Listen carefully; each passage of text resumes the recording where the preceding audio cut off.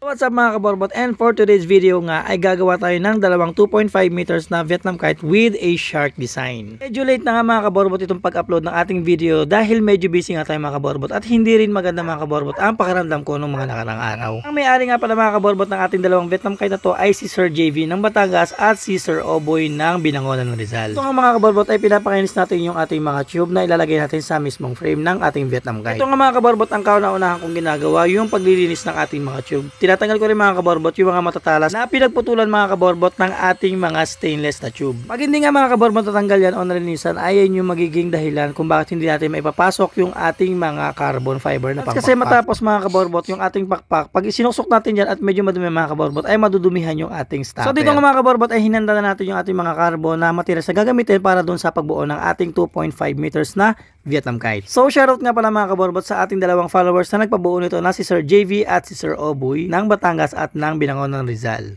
Kung may mga katanungan nga kayo mga kaborbot sa Vietnam kites, sa mga tali o anuman mga kaborbot o magpapagawa kayo ng Vietnam kites, ay PM nyo lang ako. So nagawa nga lang pala ako mga kaborbot ng mga Vietnam kite kapag may nagpapagawa sa akin. Usually kasi mga kaborbot ang ginagawa ko ay mga pang personal. Pag meron nga lang pala ako mga kaborbot na sumobra na Vietnam kite, doon ko lang siya binibenta. Wala nang paligoy-ligo pa mga kaborbot, simulan na natin itong pagbuo ng ating 2.5 meters na Vietnam kite.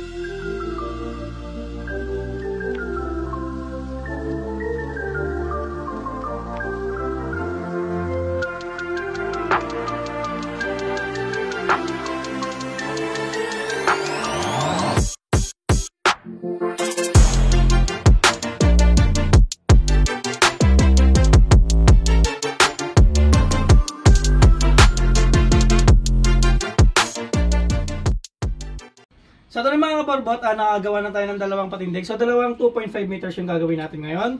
At ito na mga kaborbot, yan. Tingnan nyo yung ating nagagawa na. Yan. So ito yung ating patindig.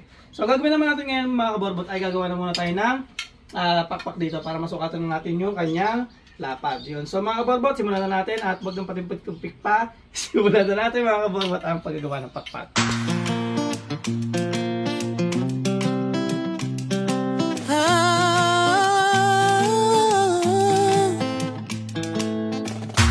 Baby, when I there with you, it be like say I don't hide.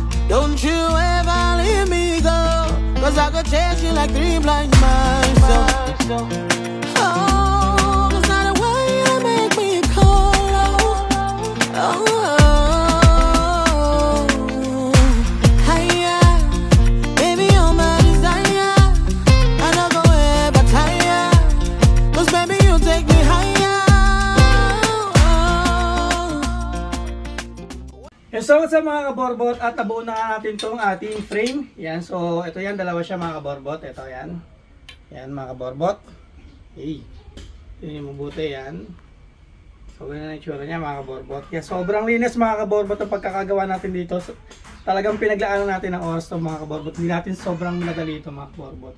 Yan, so gagawin natin mga kaborbot ay a-assembling na natin yung dalawang pakpak dito para makita nyo yung itsura ng gagawin natin. Yan, so ito mga kaborbot, assemble na natin ito parehas, itong dalawang to. Papakita namin sa inyo. Yun, so tara na mga kaborbot, wala na paligid-ligid pa, tara na! Na nga mga kaborbot, ina-assemble na namin ni Kuya Toto nyo itong dalawang 2.5 meters na Vietnam kite. So sa mga nagawa ko mga kaborbot, isa rin ako sa nagagandahan sa design na to. Sobrang simple niya, sobrang linis at sobrang ganda talaga mga kaborbot. So minsan nga mga kaborbot, kapag may mga nagpapagawa sa atin ng Vietnam kite ay parang ayaw talaga natin bitawan kasi nga sobrang nagagandahan tayo at na-appreciate natin yung mga design na ginagawa natin. Kasi sa totoo lang mga kaborbot ay mas maganda talaga siya sa personal kaysa doon sa mismong video mga kaborbot. Shoutout nga pala mga kaborbot kay Nguyen na pinanggalingan ng ating mga Vietnam kite shirt. So mga kaborbot, sobrang laki ng discount na binigay natin sa kanila sa pagbuo nitong ating Vietnam kite. Kasi nga mga kaborbot ay ito yung mga kite shirt na binigyan tayo ng discount ni Nguyen. Dahil may discount nga tayo mga kaborbot sa pagkakakuha natin ng mga kite shirt mga kaborbot ay sobrang mura talaga natin binenta to sa kanila o sa mga nagpagawa sa atin. Kasi hanggat maaari mga kaborbot ay igagawa natin ng mura talaga yung ating mga nagpapagawa ng mga followers. Saka mga kaborbot, ang goal namin ay makagawa o maigawa ng mga Vietnam kite yung mga taong gusto talaga magkaroon ng Vietnam kites. Kaya kung gusto yung magpagawa mga kaborbot ay PM nyo lang kayo at huwag kayong mahiya magtanong sa amin. Assemble na natin ang ating Vietnam kite na 2.5 meters na shark design. Yan, so kita nyo, yan. So dalawa yung mga kaborbot yan. So ang may-ari ito mga kaborbot ay taga Rizal at saka taga Batangas. So pinagsabay na natin siyang gawin para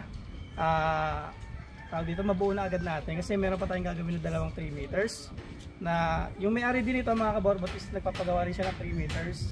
Tapos ito naman, isa lang to, solo lang to sa taga Batangas. Tapos meron pa tayong gagawin na isa pang 3 meters na ginagawa ni Peace J, no? So shoutout kay Peace J. So ito mga kaborbot, closer look natin para makita nyo kung gaano siyang kalupit. Okay. So ayan mga kaborbot. Yan, so ito yung isa mga kaborbot, ito isa. So sobrang linis ng pagkakaan natin dyan mga kaborbot. Yan, so side view. Side view. Yan.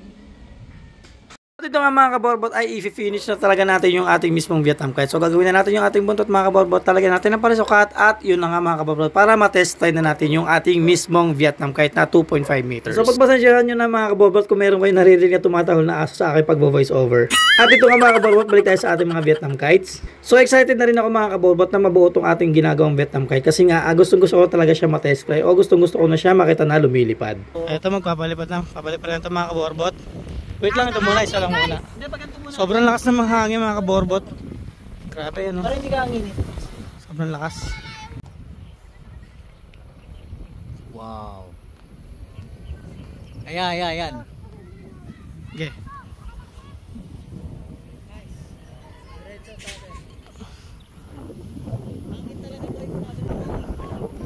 Ayan, dalawang shark mga kaborbot.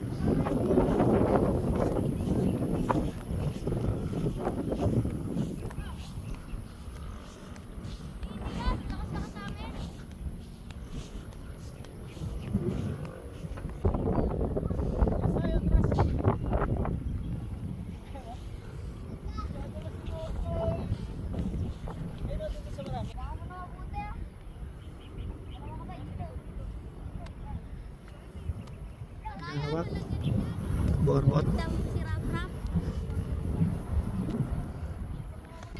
So ito mga kaborbot, si Bebek. What's up mga kabebek? Bagong dayo sorry. Napakataas.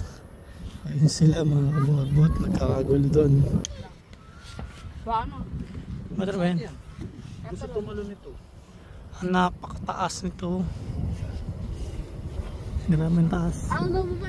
At hanggang dito na nga lang mga kaborbot ang aming video sa pagbuo ng ating 2.5 meters na Vietnam kite. Maraming salamat mga kaborbot sa pagsuporta ng aming video at panonood. So yun lang mga kaborbot, maraming salamat at kita-kits sa aming next content.